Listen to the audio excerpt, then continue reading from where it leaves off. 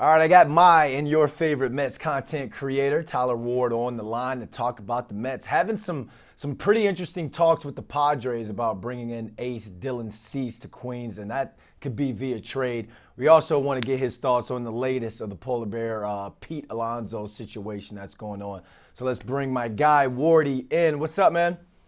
How you doing? A long time no see. I know we're not in the side-by-side format that everyone seemed to love at Amazing Day, but we can work with this too over virtual. That's fine. Yeah, I'll just stand up if we want to do that. But hey, at the end of the day, man, you're killing the content when it comes to the Mets, and we need to get your thoughts on this one because obviously you've heard about how they could be in talks to potentially land a Cease.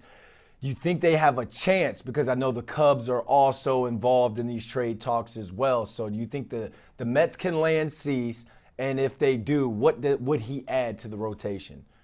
Yeah, I mean, Cease is a fascinating one because this is a guy that just only a year in with the San Diego Padres after being traded right before the season began in 2023 there from the Chicago White Sox. I mean, Cease, what he would provide this Mets team would be tremendous, but how likely is it to happen? It's a good question. And John Heyman here in the New York Post, that you guys know very well, just reported last night on both the Cubs and the Mets being involved, but how the Mets may actually have a slight advantage here as it appears that AJ Preller leading the way there for the Padres actually is in favor of what the Mets have to offer, which is their top young talent that's expected to hit the bigs as soon as the season begins. That being infielders Jet Williams, Luis Angel Acuna, and our stud pitching prospect, that being and Mr. Brandon Sproat, who was a high riser all the way from single A to triple A just in 1 year alone. That's why the Mets love him. It's going to be hard to part ways with these top talents, but the Mets may have a slight advantage over what the farm is currently presenting from the Cubs to the Padres because you got to remember if you're San Diego and you're still trying to win, even after trading away one of your better pitchers,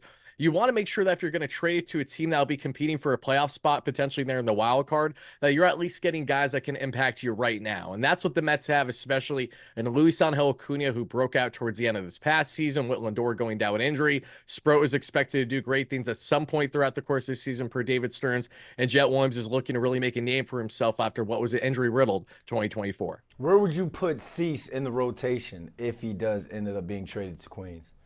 Oh, I mean, this is a guy that easily has ace potential. I mean, Kodai Senga's back and healthy, and that's great. But Dylan Cease would immediately be your one or two in this rotation, right? He's coming off of a season just under 190 innings there with the San Diego Padres, posting right around a 3.5 ERA there, well over 200 strikeouts, a K per nine of roughly 11 to a walks per nine just over three. That's a really solid K to walk ratio. The guy's commanding the zone greatly. He's got a fastball that sits 97 to 100, which is lively, just like Kodai Senga when he's healthy and right. So you got two flamethrowers to help headline this rotation. A guy with some of the best breaking pitches in the game there, that curveball, that sweeper slider mix. He's got a 6 pitch mix, Brandon, and it's a thing of beauty. If the Mets add him, they absolutely have themselves a weapon to compete with the Dodgers, the Braves, the Phillies, and other top contending teams out of the National League. And it makes sense to continue to strengthen the rotation because, I mean, right now it looks like they may be missing out or losing one of their strongest hitters.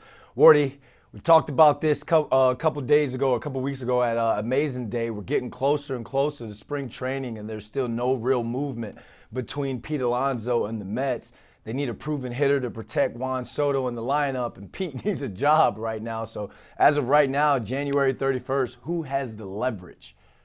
Yeah, I mean, if you asked me this a week ago, Brandon, I wonder if your thoughts would be the same. Because when we were there at Amazing Day and heard it ourselves from Steve Cohen, really letting the fans hear it saying, I'm going to be brutally honest. I hate these negotiations. I hate how things have been presented to us.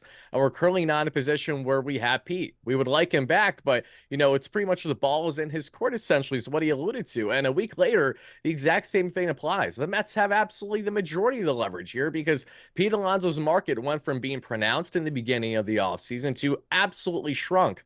Are the Angels, the Blue Jays, these teams really going to shell out the dough for Alonso? Is he really going to go elsewhere where he knows he wants to hit the market again probably a year from now?